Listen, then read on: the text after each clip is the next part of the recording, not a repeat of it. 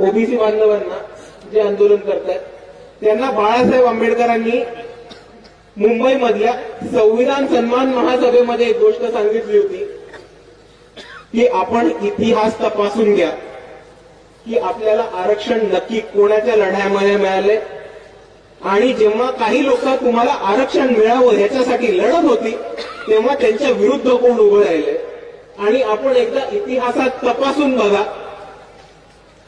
की मंडल कमिशन बरोबर कोण होतं आणि त्याच्या विरुद्ध हिंदुत्वाचं कमंडल कोण नक्की घेऊन आलेलं. त्या वक्तव्यावरती काही बहुजन नेते हे म्हणाले की इतिहासात जाऊन काय करणार आहेत, इतिहास कशाला बघायचा आता. तर ह्याच्यावरती बाबासाहेबांचं एक खास वाक्य होतं, those who can never understand history can never write history. जो माणूस आतापर्यंत इतिहास कधी समजला नाहीये तो माणूस कधी इतिहास लिहू नाही शकत किंवा बदलू नाही शकत.